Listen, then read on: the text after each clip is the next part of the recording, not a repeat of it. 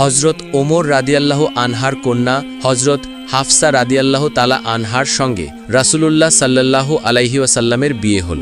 উহুদ যুদ্ধের পর হজরত হাফসা রাদিয়াল্লাহু তাআলা আনহার প্রথম স্বামী হুনাইস ইবনে হুজাফা রাদিয়াল্লাহু তাআলা আনহু ইন্তেকাল করেন।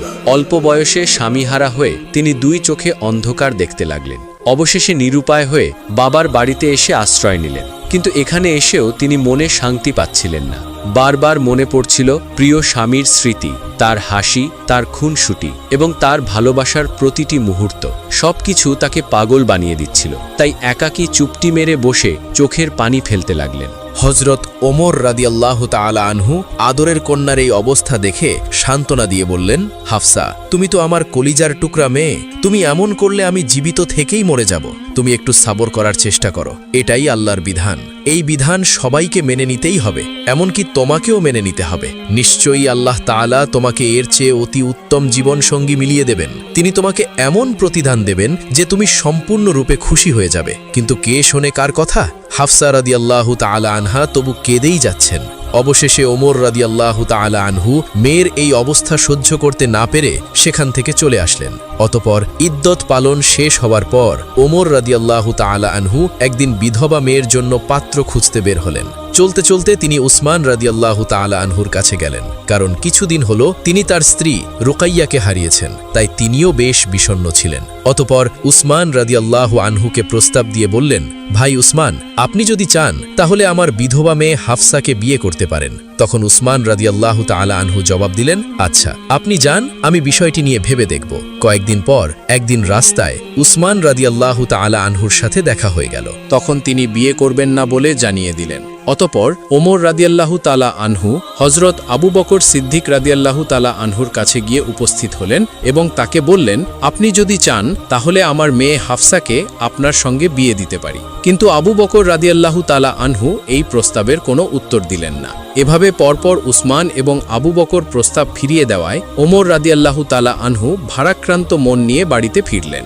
বাড়িতে গিয়ে ওমর রাদিয়াল্লাহু তাআলা আনহু কষ্টে পাথর হয়ে আল্লাহর কাছে আরজ করলেন, হে আল্লাহ, কি হলো আমার? কেন আমার বন্ধুরা আমাকে ফিরিয়ে দিচ্ছে? কেন তারা আমার সঙ্গে এরূপ আচরণ করছে?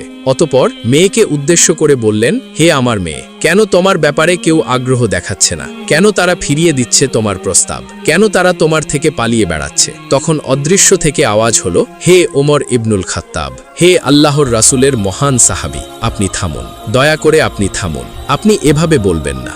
আপনার প্রস্তাব কেউ ফিরিয়ে দিতে পারে না। আপনার প্রস্তাব ফিরিয়ে দিতে পারে এমন কারো সাধ্য নেই। আপনি ওমর, আপনি তো সেই ব্যক্তি যার ইসলাম গ্রহণের জন্য আল্লাহ রাসূল সাল্লাল্লাহু আলাইহি ওয়াসাল্লাম দোয়া করেছিলেন। আপনি তো সেই ব্যক্তি যার ইসলাম গ্রহণের সুসংবাদে সাহাবায়ে কেরাম নারায়ে তাকবীর স্লোগান দিয়েছিলেন। সুতরাং আপনাকে কেউ উপেক্ষা করতে পারে না। অবশ্যই এর মধ্যে কল্যাণকর কিছু রয়েছে। অবশ্যই আল্লাহ তাআলা আপনার জন্য এর চেয়ে উত্তম কিছু প্রস্তুত করে রেখেছেন। আপনি তো আপনার মেয়ের জন্য একজন উপযুক্ত পাত্র খোঁজ করছেন, আর আল্লাহ তাআলা আপনার জন্য এমন এক পাত্র প্রস্তুত করেছেন যা আপনি কল্পনাও করতে পারেননি। হে ওমর, হে ইসলামের অতন্দ্র প্রহরী, আল্লাহ তাআলা আপনাকে খুশি করতে চেয়েছেন। আল্লাহ তাআলা কখনো ধৈর্য ধারণকারী মুমিনদের বিনিময় নষ্ট করেন না। আপনি এখানে সেখানে প্রস্তাব দিয়ে ফিরছেন, অথচ আল্লাহ তাআলা আপনার মেয়ের জন্য সর্বসময়ের সবচেয়ে শ্রেষ্ঠ ব্যক্তিকে নির্বাচন করেছেন। আল্লাহ তাআলা এমন এক ব্যক্তিকে আপনার কাছে প্রস্তাব দিয়ে প্রেরণ করবেন যিনি সবার মাঝে শ্রেষ্ঠতর, যার থেকে উত্তম পাত্র এই জমিনে আর কেউ নেই। হে ওমর, তিনি আর কেউ নন, তিনি স্বয়ং আল্লাহর রাসূল সাল্লাল্লাহু আলাইহি ওয়াসাল্লাম।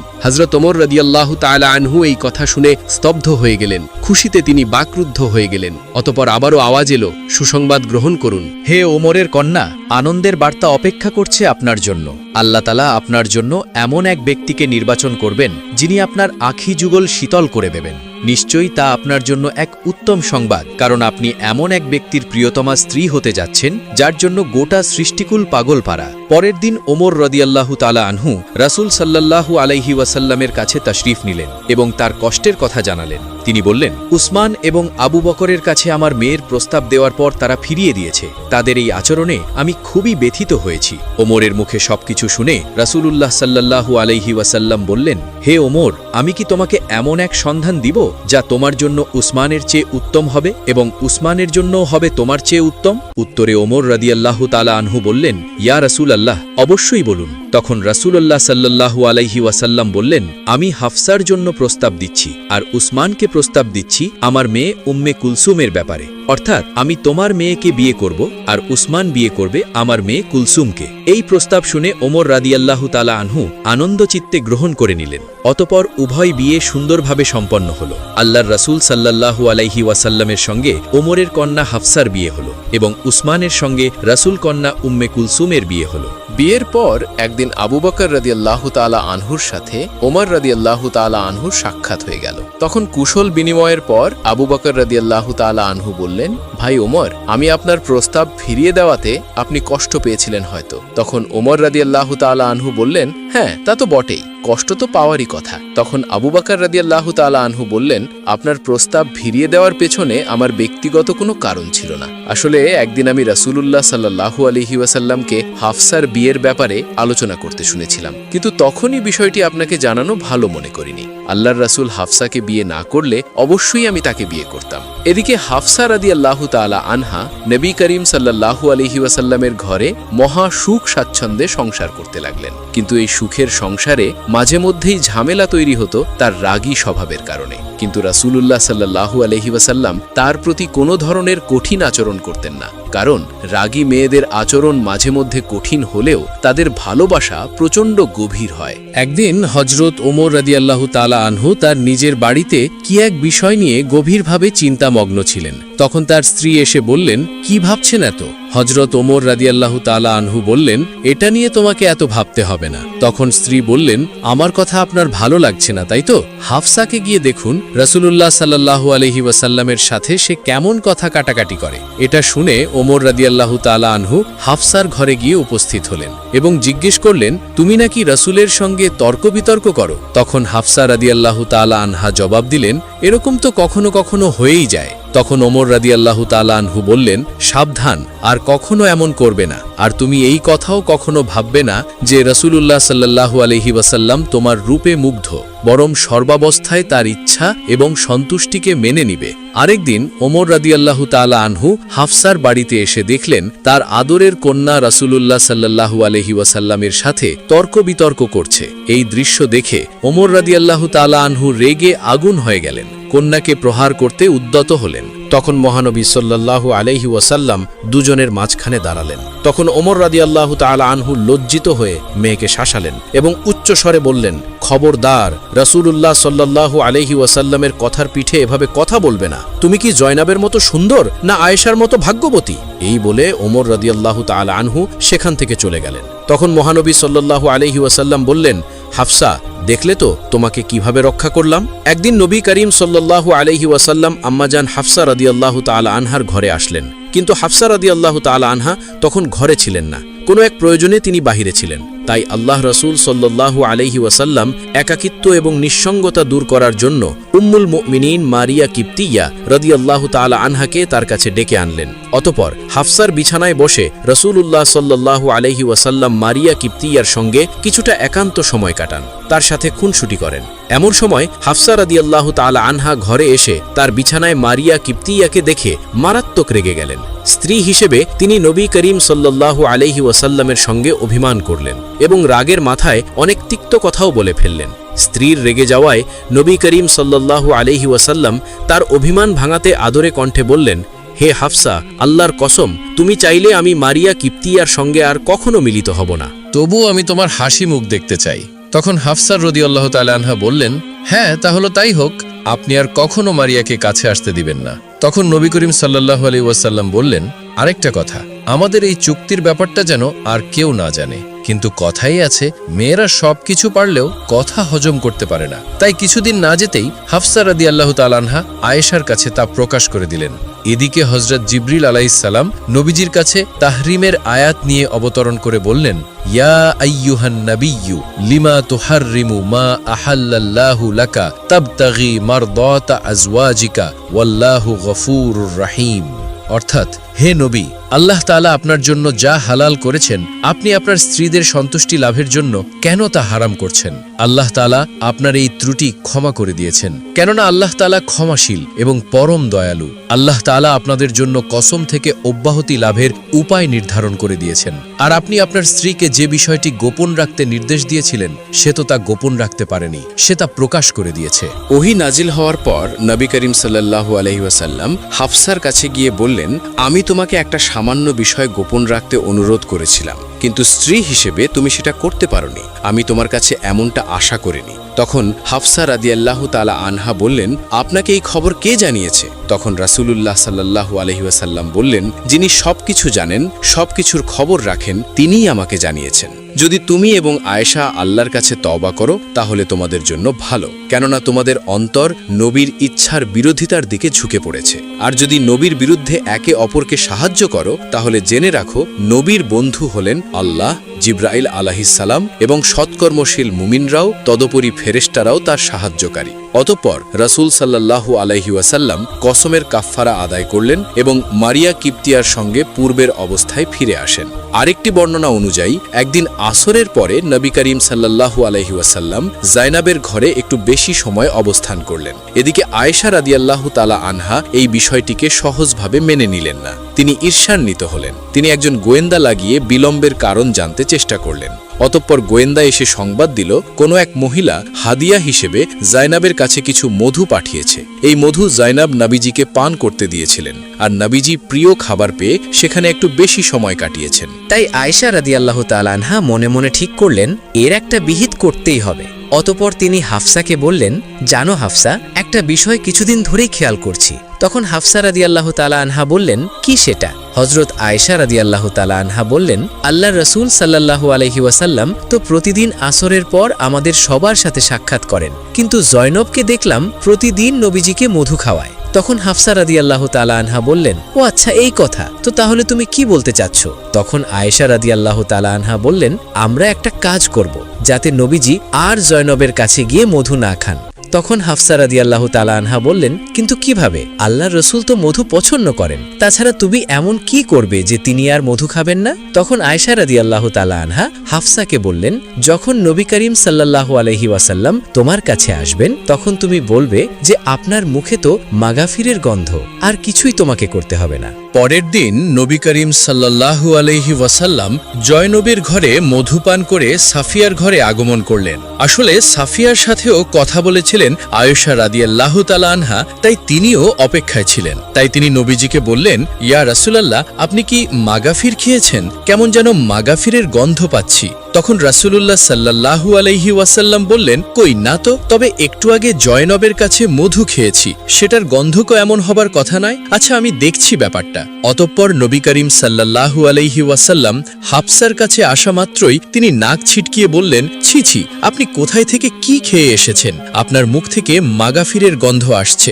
আসলে মাগাফির এক প্রকার নেশা জাতীয় ফল ছিল, তাই নবীজি মনে করলেন হয়তো তিনি মাগাফির ফুলের মধু পান করেছেন। তখন নবী করিম সাল্লাল্লাহু আলাইহি ওয়াসাল্লাম বললেন, এখন থেকে আমার জন্য মধু পান করা হারাম, আর জীবনে কখনো মধু পান করব না। অতঃপর তিনি হাফসাকে বললেন, আমার জন্য মধু হারাম করার কথাটি কারো কাছে প্রকাশ করবে না, কারণ জয়নাব বিষয়টি জানতে পারলে মনে অনেক কষ্ট পাবে। কিন্তু হাফসা রাদিয়াল্লাহু তাআলা আনহা নির্দেশটি মান্য করতে পারেননি। তিনি হযরত আয়েশা রাদিয়াল্লাহু তাআলা আনহার কাছে বিষয়টি প্রকাশ করে দিলেন। তখন আল্লাহ তাআলা জিবরাইল আলাইহিস সালামের মাধ্যমে তাহরিমের আয়াতটি নাজিল করে সব কিছু জানিয়ে দিলেন। যাই হোক, হাফসা রাদিয়াল্লাহু তাআলা আনহার এই আচরণে নবী করিম সাল্লাল্লাহু আলাইহি ওয়াসাল্লাম অত্যন্ত কষ্ট পান।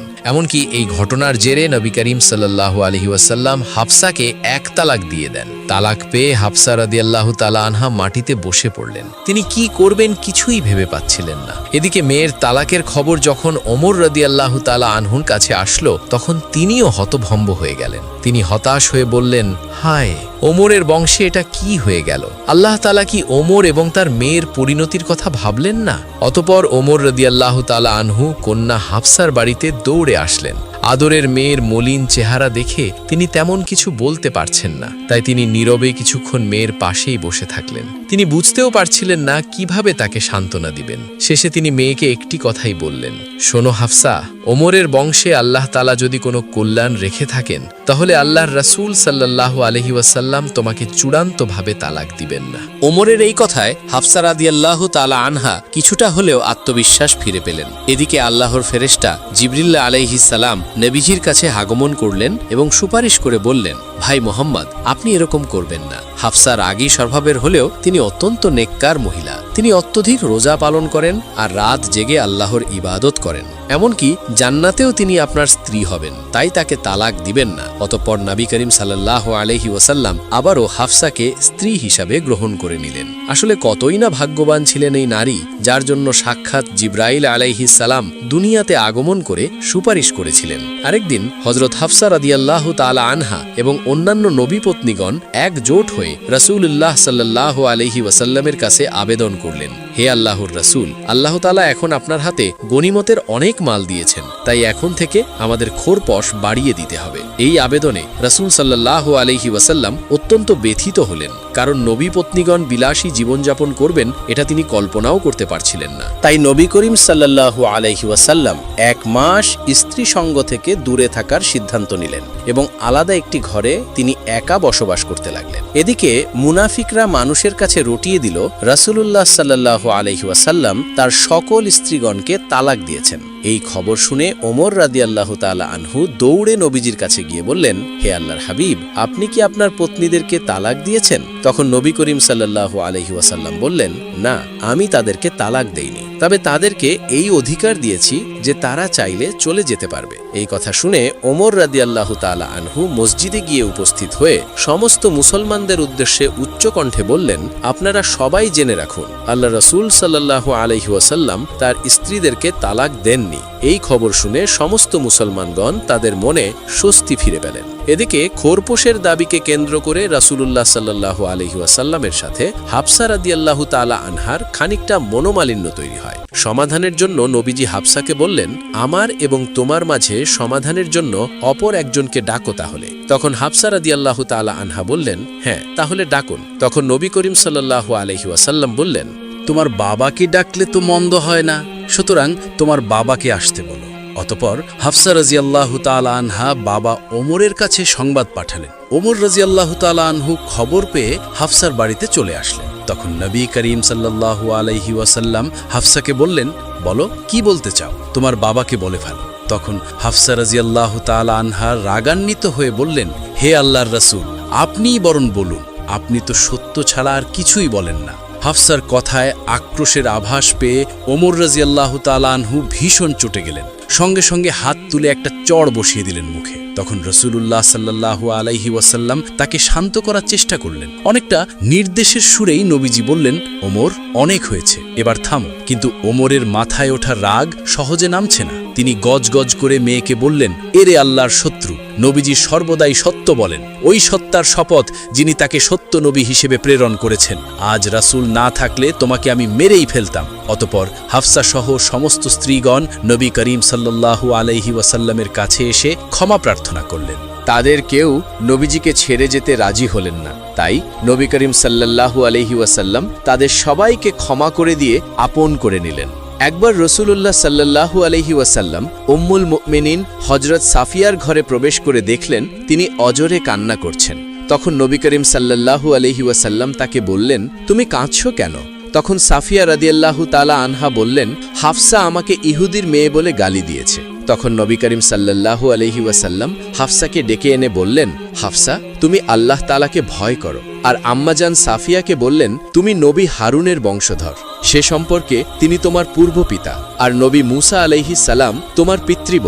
তাছাড়া তুমি একজন নবীর স্ত্রী, হাফসা তোমার থেকে কোন দিক থেকে শ্রেষ্ঠ বলো তো? ফলে সাফিয়া রাদিয়াল্লাহু তাআলা আনহা অত্যন্ত খুশি হয়ে গেলেন। একবার হজরত ওমর রাদিয়াল্লাহু আনহু সফরে বের হয়েছিলেন। দীর্ঘদিন যাবৎ পথ চলার ফলে পথিমধ্যে তার খাদ্য ও রসদ ফুরিয়ে যায়। তিনি বেশ কিছু দূর যাওয়ার পর দেখলেন মাঠে একদল বকরি ঘাস খাচ্ছে। তখনকার দিনে আরবদের প্রথা ছিল যে তারা মেহমানদারির খাতিরে মুসাফির পথিকদের বিনামূল্যে দুধ পান করাতো। সেই মতে তিনি রাখালের কাছে গিয়ে বললেন, ভাই, আমি তো মুসাফির, আমার খাদ্য রসদ ফুরিয়ে গেছে, তাই তুমি আমাকে তোমার বকরির একটু দুধ পান করাও। হজরত ওমর রাদিয়াল্লাহু আনহু এর কথা শুনে রাখাল বলল, আপনি মুসাফির, আপনাকে আমি অবশ্যই দুধ দিতাম, কিন্তু সমস্যা হলো বকরিগুলো আমার নয়, এগুলোর মালিক অন্য এক ব্যক্তি, আমি এগুলোর রাখাল মাত্র। এজন্য বকরিগুলো আমার কাছে আমানত, আর তার দুধও আমার কাছে আমানত। সুতরাং শরীয়তের বিধান অনুযায়ী আমার পক্ষে এ দুধ আপনাকে দেওয়া জায়েজ নয়। হজরত ওমর রাদিয়াল্লাহু আনহু রাখালের সততার বাস্তবতা যাচাই করার জন্য বললেন, দেখো ভাই, আমি তোমাকে একটি বুদ্ধি দিই, এতে তোমারও লাভ হবে আর আমারও লাভ হবে। এক কাজ করো, তুমি একটি বকরি আমার কাছে বিক্রি করে দাও, যা মূল্য হয় আমি তা তোমাকে দিয়ে দেব। একদিকে তুমিও টাকা পেয়ে যাবে, আর অন্যদিকে আমিও বকরি থেকে দুধ খেতে পারবো। আর মালিককে বলবে একটি বকরি নেকড়ে খেয়ে ফেলেছে। মালিক তোমার কথা বিশ্বাস না করেও পারবে না, কারণ সাধারণত মাঠে বকরির উপর নেকড়ে আক্রমণ করেই থাকে। রাখাল নীরবে হজরত ওমর রাদিয়াল্লাহু আনহু এর কথা শুনে বলল, ভাই, যদি আমি এ কাজ করি তাহলে আল্লাহ কোথায় গেলেন? অর্থাৎ আমি তো এখানে সবকিছু লুকিয়ে নেব এবং মালিককেও বুঝিয়ে দেব। মালিকও হয়তো মেনে নেবে, কিন্তু মালিকের উপর তো আরও একজন মালিক আছেন, তার কাছে কি জবাব দেব? রাখাল আরও বলল, এজন্য আমার দ্বারা এমন কাজ সম্ভব নয়। হজরত ওমর রাদিয়াল্লাহু আনহু প্রকৃতপক্ষে রাখালের সততা যাচাই করেছিলেন। যখন রাখালের মাঝে পূর্ণ সততা পেলেন, তখন বললেন, যতক্ষণ পর্যন্ত তোমার মতো মানুষ এ পৃথিবীর বুকে বেঁচে থাকবে, ততক্ষণ পর্যন্ত কোনো জালিম অন্য লোকের ওপর জুলুম করতে পারবে না। কারণ যতক্ষণ পর্যন্ত মনে আল্লাহর ভয়, আখেরাতের চিন্তা এবং আল্লাহর সামনে উপস্থিত হওয়ার অনুভূতি থাকবে, ততক্ষণ পর্যন্ত অন্যায় ও অবিচার চলতে পারে না। এটাই হলো পূর্ণাঙ্গ ঈমান, যে নির্জন মাঠেও মানুষের মধ্যে এমন চিন্তা কাজ করে যে আমার কোনো কাজ যেন আল্লাহর মতের প্রতিপন্থী না হয়। এটা ইসলামের সবচেয়ে গুরুত্বপূর্ণ শিক্ষা, যা ব্যতীত প্রকৃত মুমিন হওয়া সম্ভব নয়। হাদিস শরীফে নবী করিম সাল্লাল্লাহু আলাইহি ওয়াসাল্লাম ইরশাদ করেছেন, যার মধ্যে আমানতদারি নেই তার ঈমান নেই। বন্ধুরা, কেমন লাগলো আমাদের আজকের এই শিক্ষণীয় ঘটনাটি? আমাদের কমেন্ট করে অবশ্যই জানাবেন। আজ তাহলে এ পর্যন্তই। আপনারা ভালো থাকবেন, সুস্থ থাকবেন। আল্লাহ হাফেজ।